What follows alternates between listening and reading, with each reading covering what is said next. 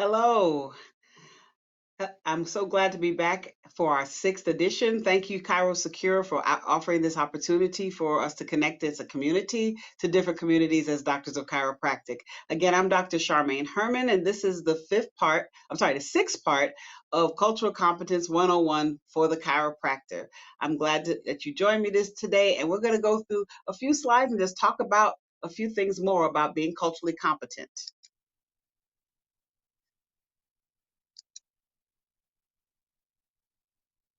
So again, I'm Dr. Charmaine Herman. I am a doctor of chiropractic. I teach full time at Life University College of Chiropractic. I'm also in practice here in Alpharetta, Georgia, at Agape Upper Cervical Health Center, and I've been here for 9 years in private practice. So we're going to go ahead and move on to the next slide. So our goals today is to actually talk about again how to be a culturally competent chiropractor and how do I apply that information to practice? What do I do in my practice to be culturally competent? Well, first we talked that the culturally competent chiropractor is the doctor of chiropractic who first acknowledges their own culture. He is also, or she is also, one who is willing to look at their conscious and unconscious biases and evaluate them as well. The doctor of chiropractic who is culturally competent will definitely respect other cultures. He or she will also educate themselves about the cultures and the communities that they serve, especially things such as health disparities in their communities.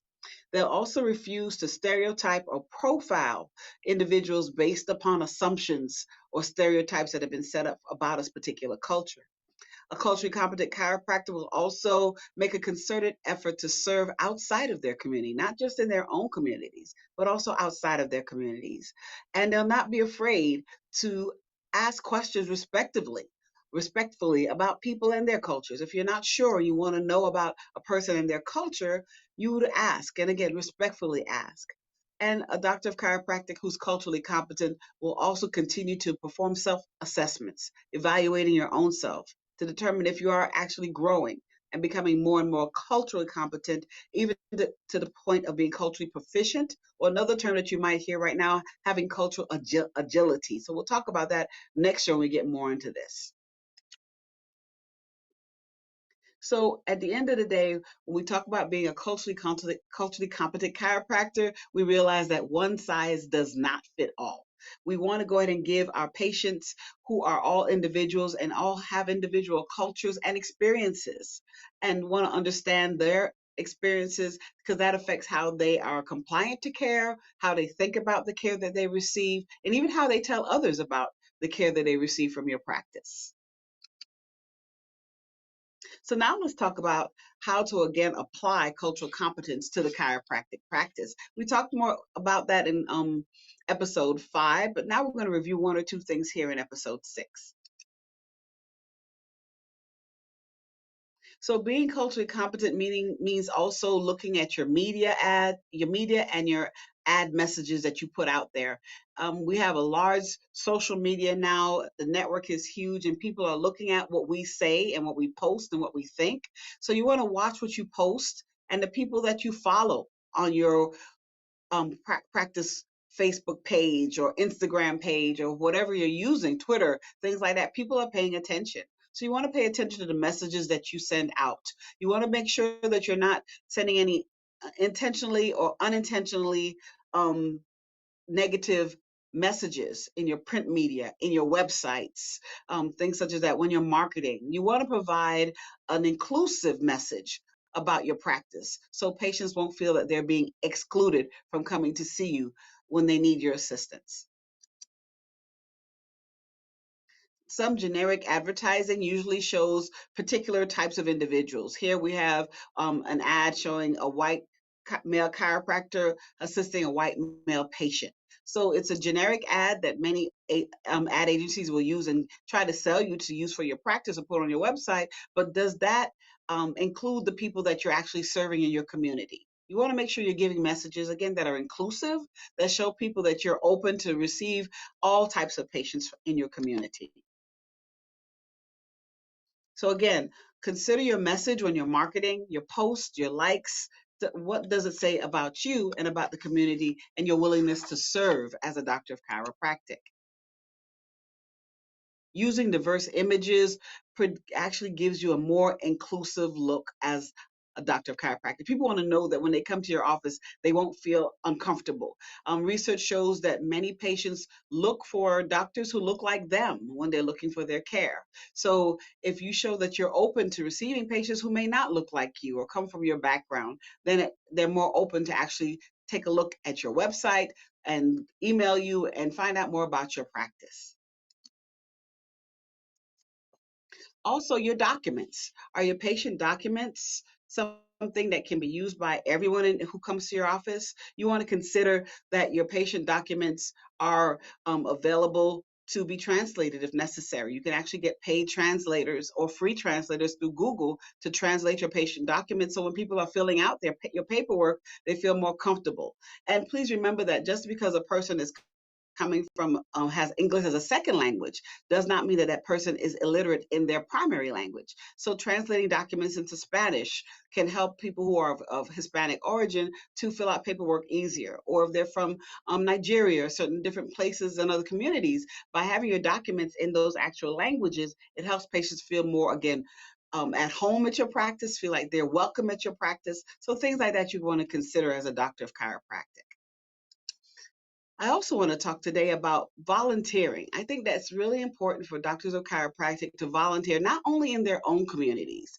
We tend to get out there, and I see lots of pictures on Facebook and um, online of doctors volunteering with firemen, volunteering at their schools and their communities, and that's great for bringing in your community.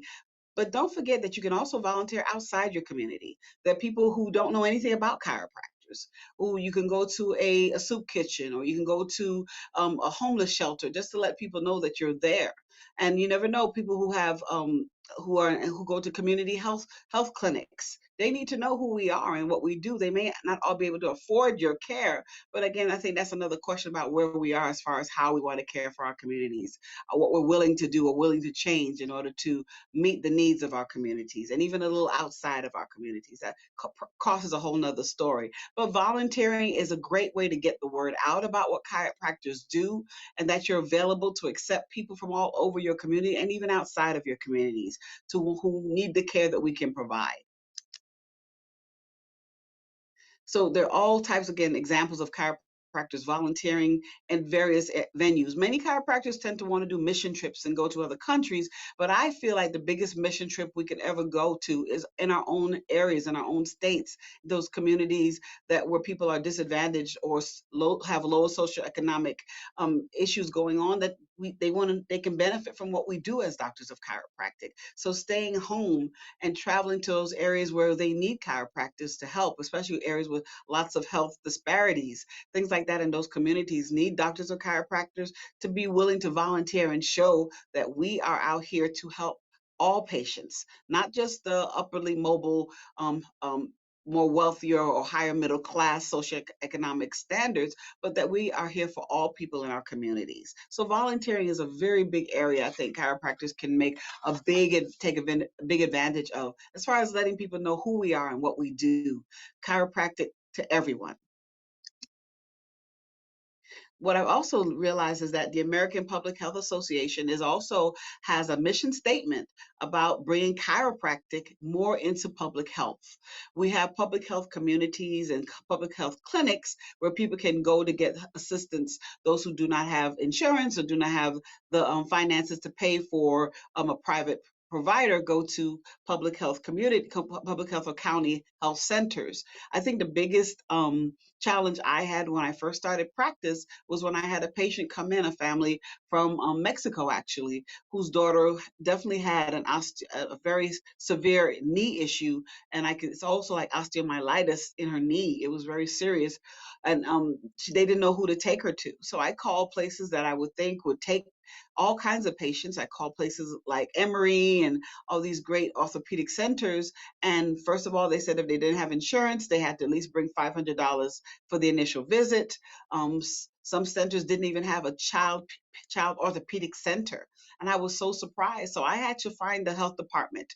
Who do I contact? And I was able to find the health department. There was an office not far from my practice, and I didn't even realize that.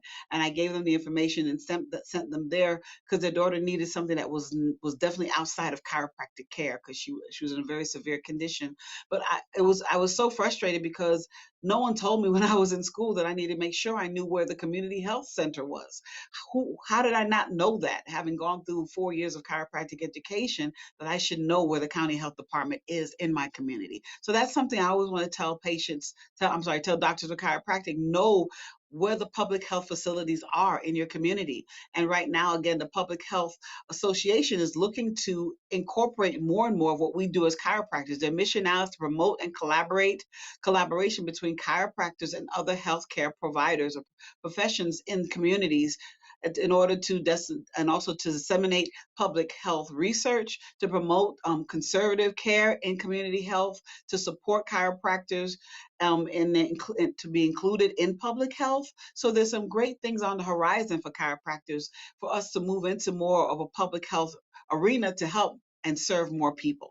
So we as doctors of chiropractics have to realize our mantra should be service, not getting rich, but serving our communities, bringing them spines that are subluxation free, taking care of our patients, no matter where they come from, whatever communities they are. That's part of being the culturally competent chiropractor, not being afraid to take on those challenges and be the doctor that people want us to be. So I'd like to thank ChiroSecure. This is the last iteration for this year. I'd like to say Happy New Year to everyone. It's been a pleasure doing this series, and I hope to see you in 2022 with a new series talking about how we as doctors of chiropractic can better serve our communities. Thank you. This is Dr. Charmaine Herman. Take care.